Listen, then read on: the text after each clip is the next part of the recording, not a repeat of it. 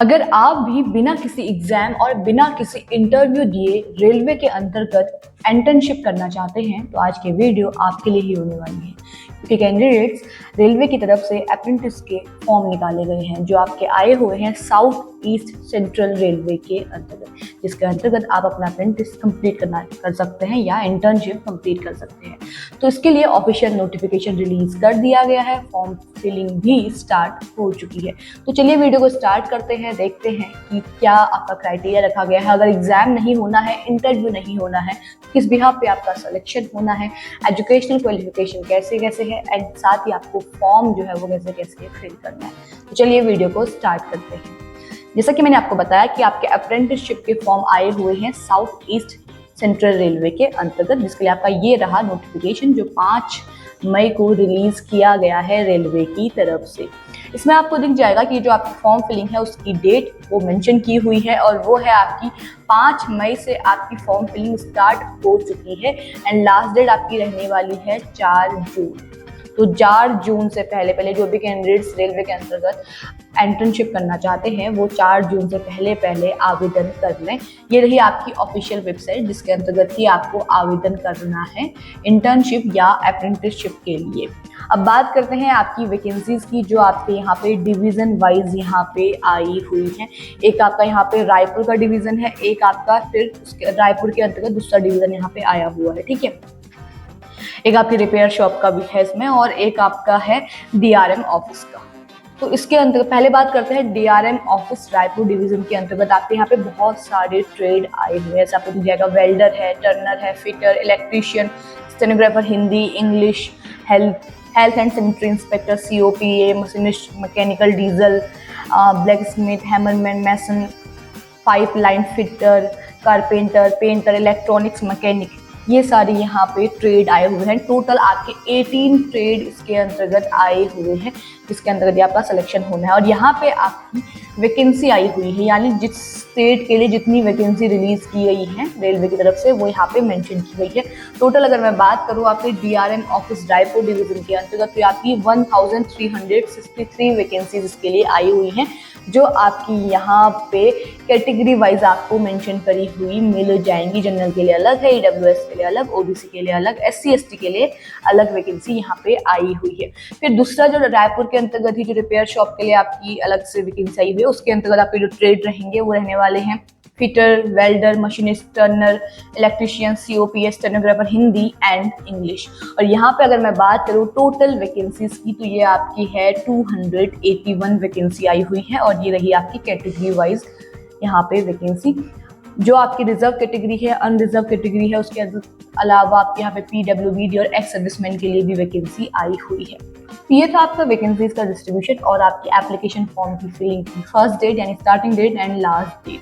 अब बात करते हैं कि अगर आपका यहाँ पे एग्जाम नहीं होना है, इंटरव्यू नहीं होना है तो आपका सिलेक्शन कैसे होगा, ठीक है। उसके लिए सबसे पहले यह जानना जरूरी है कि आपका एजुकेशनल क्वालिफिकेशन क्या मांगा गया है, यानी इस फॉर्म को फिल करने के लिए आपकी एजुकेशनल क्वालिफिकेशन क्या मांगी गई है।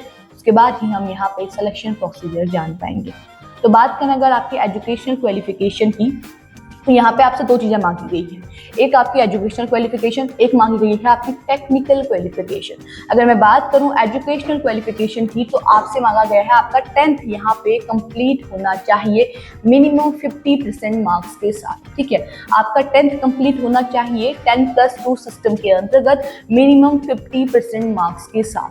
साथ ही साथ अगर आपका एजुकेशनल क्वालिफिकेशन आपके पास ये है, 10th बहुत बेसिक है आपके पास होता है, ठीक है, 10th आपका कंप्लीट है।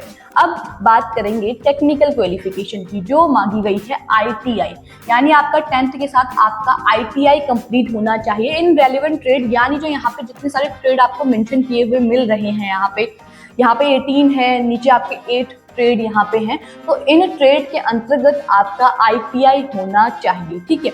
ये आपसे यहाँ पे इसेंशियल क्वालिफिकेशन मांगी गई है जिसके अंतर्गत educational and technical qualification mention है। एजुकेशनल क्वालिफिकेशन आपसे 10th पास मांगा गया है एंड टेक्निकल क्वालिफिकेशन आपसे आईटीआई मांगा गया है। जो भी आपका ट्रेड यहाँ पे मेंशन किया हुआ है उसके अंतर्गत आपका आईटीआई होना चाहिए, ठीक है। वही इसके लिए अप्लाई कर पाएंगे और यहाँ पे नोट भी दिया गया है जिन भी कैंडिडेट्स का ITI कंप्लीट है वही इस पोस्ट के लिए अप्लाई कर सकते हैं, इंटर्नशिप के लिए अप्लाई कर सकते हैं। जो अपेयरिंग वाले हैं वो कैंडिडेट्स के लिए अप्लाई अभी नहीं कर सकते, वो नॉन एलिजिबल हैं। यानी आप अगर सोचेंगे मेरा फाइनल ईयर चल रहा है और मैं क्या अप्लाई कर सकता हूँ, तो जी नहीं। जब आपका टोटल कंप्लीट हो जाएगा कोर्स उसके बाद ही आप इसके लिए अप्लाई कर सकते हैं। तो अपेयरिंग वाले इसके लिए अप्लाई नहीं कर सकते।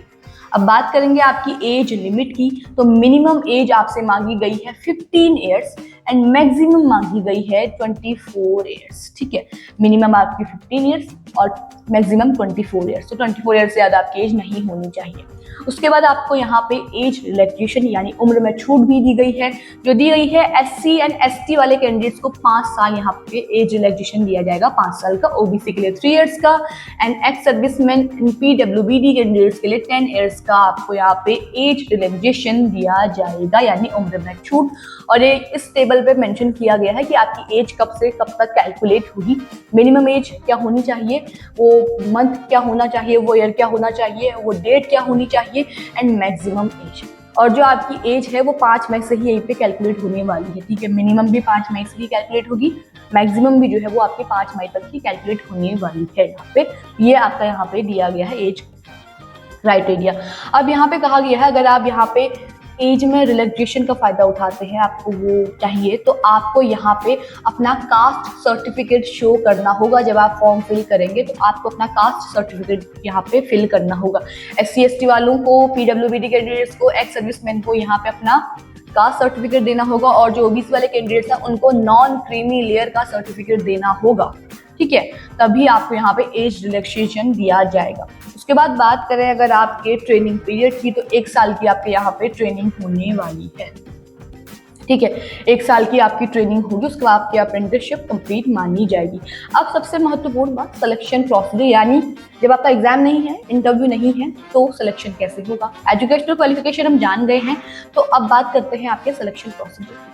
देखिए, आपको यहाँ पे कुछ नहीं करना, आपको एग्जाम वगैरह कुछ नहीं देना है। आपका सिलेक्शन होगा आपकी मेरिट लिस्ट के आधार पे, और मेरिट लिस्ट लगेगी आपकी जो आपके 10th के मार्क्स हैं और जो आपके ITI के मार्क्स हैं, उन दोनों का एवरेज निकाल के यहाँ पे आपकी मार्कशीट जो मेरिट लिस्ट है वो लगाई जाएगी। ठीक है, आपको क्या करना है, अपना जो एजुकेशनल क्वालिफिकेशन है वो फिल कर देनी है, जिसमें आपका 10th की परसेंटेज, साथ ही साथ आपके यहाँ पे ITI की जो परसेंटेज है उसके आपका टोटल यहाँ पे एवरेज निकाला जाएगा, उसी से आपका यहाँ पे मेरिट लिस्ट में सिलेक्शन होगा। तो आपका 10th और आपका ITI डिसाइड करेगा कि आप अप्रेंटिसशिप कर पाएंगे रेलवे से या फिर नहीं। और यहाँ पे जो 10th है आपका वो मिनिमम 50% मार्क्स के साथ मांगा गया है, ये मैं आपको पहले ही बता चुकी हूँ, अभी फिर बता दूँ। 10th आपको यहाँ पे मिनिमम 50% मार्क्स के साथ मांगा गया है, जो आपका यहाँ पे मेंशन किया गया है। ठीक है, इतना आपके पास होना चाहिए, तभी आप अप्लाई कर सकते हैं। उसके बाद यहाँ पे आपका थोड़ा बहुत मेडिकल एग्जामिनेशन भी होगा।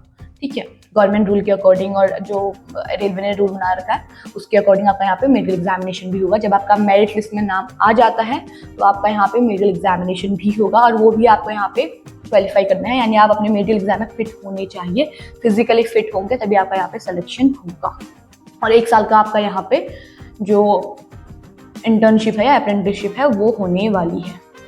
उसके अलावा यहाँ पे कुछ एक्स सर्विसमैन के लिए जो है वो कुछ ये मेंशन की गई है कि आपको 10% रिजर्वेशन दिया जाएगा। जितनी भी कैटेगरीज है SC ST OBC इसके अंतर्गत जितने भी एक्स सर्विसमैन हैं उनको यहाँ पे 10% का रिजर्वेशन दिया जाएगा।